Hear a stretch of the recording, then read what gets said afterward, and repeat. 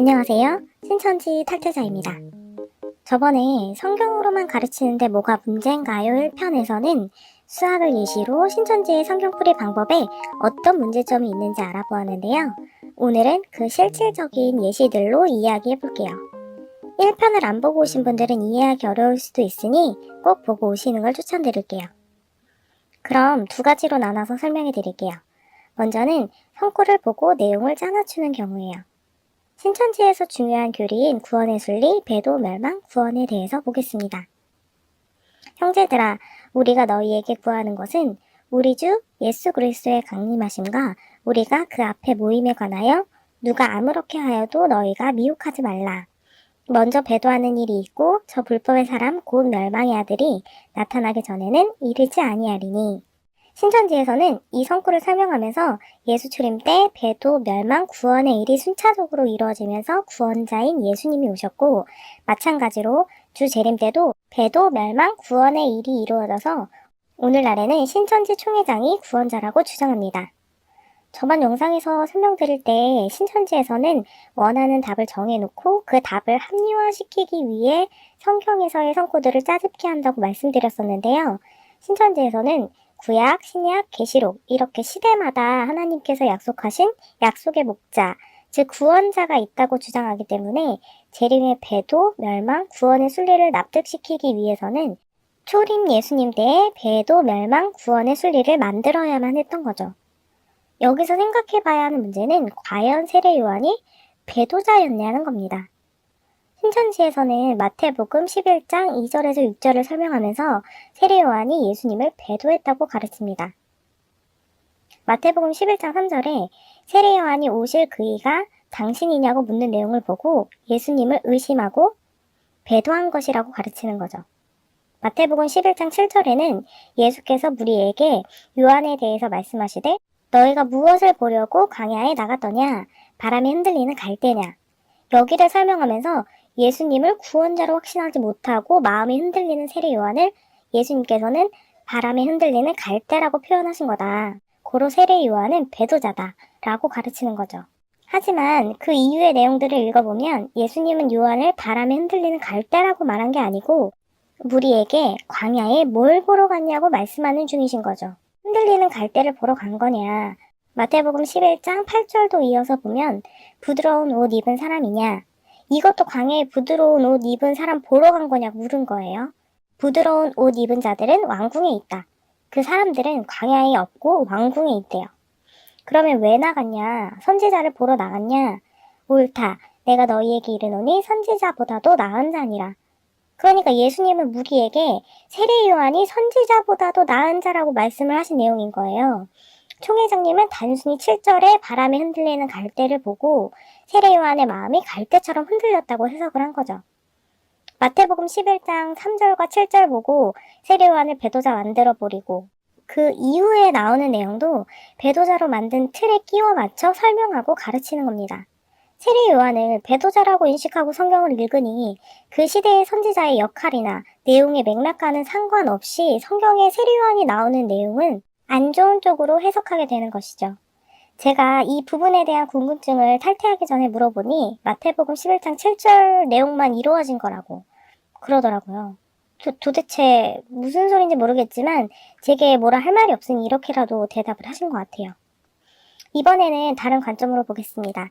두 번째는 잘못된 비유풀이 방식인데요. 앞에 이야기했던 구원의 순리, 배도, 멸망, 구원 중 배도자와 관련된 비유인 촛대를 예시로 들어보겠습니다.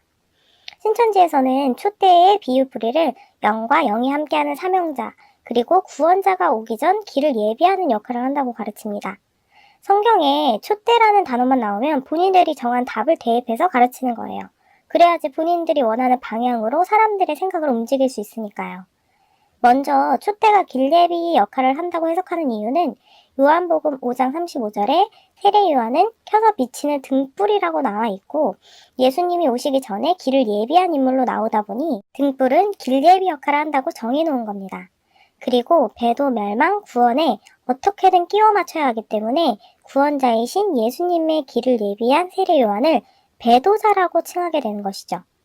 과연 이러한 해석이 맞는 걸까요? 이해가 쉽게 예시를 한번 들어볼게요. 장미는 빨간색이다. 장미는 향기가 좋다. 고로 빨간색은 향기가 좋다. 신천지가 주장하는 비유풀이는 이런 식인데요. 빨간색이라고 해서 무조건 향기가 좋은 것이 아닌 것처럼 촛대의 해석도 이런 식으로 해서는 안 되는 거겠죠.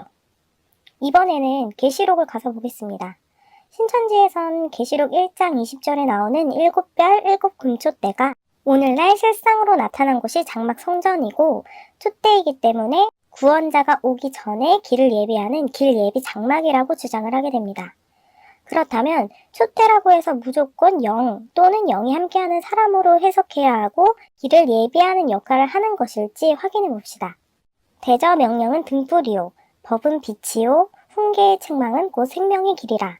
잠언에서는 등불을 명령이라고 나와 있고 또 우리에게 더 확실한 예언이 있어 어두운 데 비치는 등불과 같으니 베드로후서에서는 확실한 예언을 등불과 같다고 표현을 하고 있죠.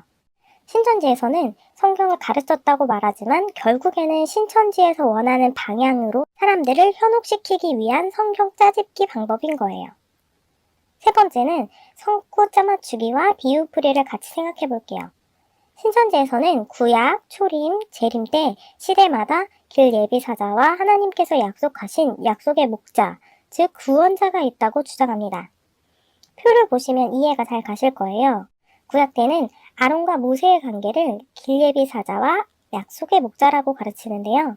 신천지에서는 아론이 길 예비사자인 이유가 아론이 말을 달해서 모세 대신 백성들에게 말을 했었고 장막에 등불을 밝히는 일을 했기 때문이라고 설명합니다. 하나님도 모르게 갑자기 아론이 길 예비사자가 됐어요.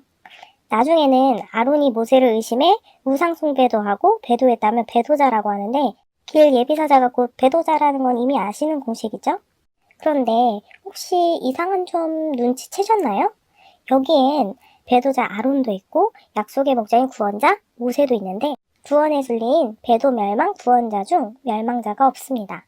구약 때만 특별히 배도 멸망 구원 중 멸망이 없어도 구원의 순리가 성립이 되는 건가요? 어찌됐든 신천지가 주장하는 구원의 순리는 엉터리라는 겁니다.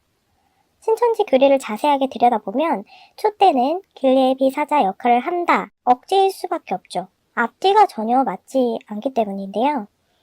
결론은 신천지 총회장 본인이 구원자라고 주장해야 되니 데살로니가 후서 2장 1절에서 3절을 인용해서 구원의 순리는 배도 멸망 구원이라는 그럴듯한 공식을 만들어 끼워 맞추기를 한 것이죠.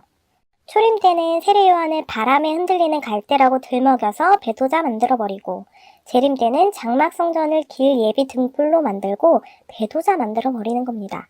물론 멸망자들도 그럴싸한 존재들로 채워 넣었고요. 그런데 이걸 어째요? 구약 때 길 예비사자인 아론과 약속의 목자인 모세 사이에 멸망자 집어넣는 건 깜빡하셨나 봅니다. 제가 봐도 멸망자로 할 존재가 없어 보이긴 하더라고요. 여튼 100번 양보해서 신천지에서 비유풀이를 배우고 성경에 나와 있는 이 단어의 참뜻이 이거였구나. 이런 식으로 맞다고 인정할 수 있다고 치더라도 전체적으로 하나씩 살펴보면 신천지 교리에는 모순이 상당히 많은 걸 알 수가 있습니다. 비유풀이는 전부터 많은 이단들이 사용했던 성경 해석 방식이라 신천지는 자신들만의 히든카드를 꺼내놓았는데 어디에도 없는 전무후무한 계시록의 실상을 강조하면서 오늘날의 구원자라 주장하는 거죠. 사실 계시록의 실상도 신천지 전에 주장했던 곳이 있었습니다만 여튼 그렇다 치고 성경대로 신천지의 실상이 이루어졌다고 주장하는데 내가 구원자로 보이게끔 성경을 해석하고 실상을 짜맞춰서 성경이 이루어진 것처럼 보이게 속임수를 쓴 거죠. 신천지 교리를 배우다가 이상하다고 의문이 든 적이 꽤 있겠지만 워낙 복잡해서 어떻게 질문해야 할지도 모르겠고 질문을 해도 나중에 다 배우면 알 수 있다느니 이런 식의 대답뿐이니 그러려니 하고 넘긴 부분들이 많을 거예요. 그럼 오늘의 내용 마무리입니다. 계시록이 이루어졌다는 신천지의 실상의 내용들이 바뀌어도 배도 멸망 구원의 큰 사건들만 존재하면 상관없고 말씀은 맞다라고 말하는 신천지인들이 많습니다. 신천지에서 그렇게 생각하게끔 교육을 한 거죠. 그렇다면 생각을 해봅시다. 만약 초림 때 배도의 사건이 없었다면 예수님은 구원자가 아닌가요? 아니면 예수님이 구원자이기 때문에 세례요한이 배도하지 않아도 배도자로 해석해서 생각해야 되는 건가요? 초림 때 세례 요한을 배도자 만들듯이 배도 멸망 구원이라는 큰 틀에 맞춰 계시록을 해석하고 실상을 끼워 맞춘다면 누구라도 이긴 자가 될 수 있을 것입니다. 실제로도 신천지 아류들이 많이 나타나고 있고요. 비유풀이, 시대 구분, 계시록과 계시록의 실상. 여러분들이 보고 있는 성경 읽는 방법은 누구한테 배운 건가요? 총회장 본인의 주장 말고 하나님이 약속한 목자라는 그 증거가 어디에 있나요? 신천지 교리를 배울 때는 처음이고 생각보다 복잡하고 내용이 많아서 그날 배운 내용 자체를 이해하는 데도 시간이 많이 걸리기 때문에 배운 내용의 전체적인 상관관계를 따질 시간이나 여유가 없을 수밖에 없었을 겁니다. 입교하고 나서도 전도 및 활동하는 시간도 부족하다 보니 스스로 성경을 보고 공부하는 시간보다는 신천지에서 하는 주입식 교육만 듣거나 알려주는 답만 외우는 시험 공부만 하게 되는 것이죠. 계속 바쁘게 만들어서 뭔가를 스스로 생각하고 확인할 수 있는 시간 자체를 주지 않는 거예요. 하지만 이제는 스스로 생각하고 확인해야 합니다. 너무나도 딱딱 맞아 떨어지고 진리라고 생각했던 말씀들이 사실은 이런 식으로 끼워 맞추기가 된 거라는 걸 여러분들이 아셨으면 좋겠습니다. 하늘의 계시라고 하기에는 상황에 따라 너무 많이 변하는 신천지의 교리와 실상, 아직도 끼워 맞추기는 진행되고 있습니다.